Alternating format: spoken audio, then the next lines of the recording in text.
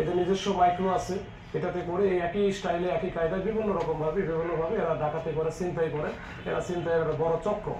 পরবর্তীতে যখন আমরা তৌহিদ বা জাকিরকে ধরতে পারি, তখন এই জাকিরের সূত্র ধরে আমরা এদের টিমের অন্যান্য যারা সদস্য সবাইকে এক এক করে আমরা এই গত 2 দিনে আমরা ধরেছি।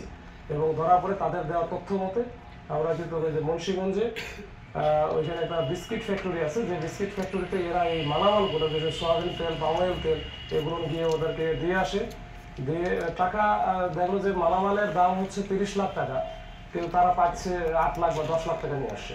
তো এতে ডাকাত যে পরিমাণে ইনকাম করে, তার চেয়ে বেশি ইনকাম করে যাকে টাকাটা মানুষ দিচ্ছে, রিসিভার যে, সে কিন্তু এটা বেশি গেইনার হচ্ছে। তো যাই হোক, ওইটা আমরা পরে এই সূত্র ধরে আমরা ওখান থেকে বেশ কিছু ওই যে তেলগুলো যেটা ডাকাতি হয়েছে, এই সোয়াবিন তেল, ওখানে 10 ড্রাম ভর্তি যেটা সোয়াবিন ছিল, এটা আমরা ওখান থেকে উদ্ধার করি প্রায় 1900 লিটারের মতো, কেজির মতো। তো অন্যান্য যে জিনিসগুলো ছিল এগুলো উদ্ধার করি। পাশাপাশি যে মাইক্রোবাসে করে তারা এই ডাকাতি কাজগুলো করত, এই মাইক্রোবাসটা আমরা উদ্ধার করার সময়, যদিও মাইক্রোবাসটা আমাদের টিমের যে মাইক্রো ছিল ওটাকে বেশ কয়েকবার ধাক্কা মেরে মানে ওরা পালানোর চেষ্টা করেছিল, এবং অনেক দূর পর্যন্ত একেবারে যাত্রাবাড়ি থেকে শুরু করে পরে আমরা মহাখালী গিয়ে তাদের ধরতে পারছি। এরকম একটা অবস্থা ছিল।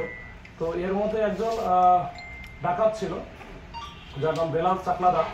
সে হচ্ছে মতিঝিল থানার ওয়ার্ড আওয়ামী লীগের ওয়ার্ড যুবলীগের সে কিন্তু সভাপতি।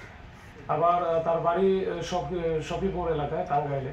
তো ওইখানেও মনে 2বার স্থানীয়ভাবে মেম্বার নির্বাচিত হয়েছিল।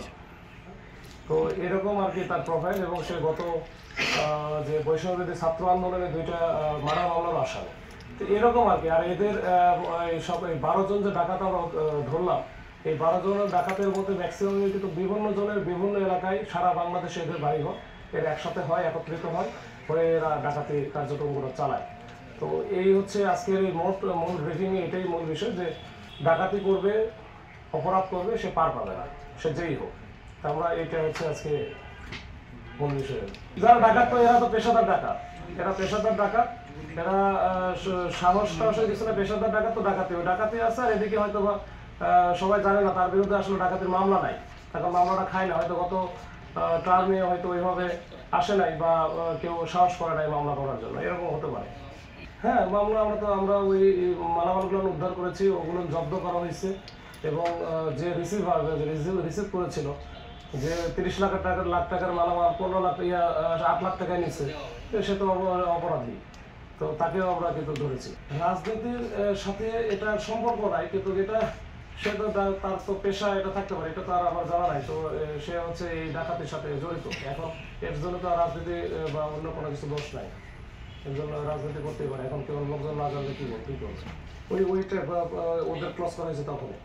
পরবর্তী যে ব্যবস্থাগুলো সেটা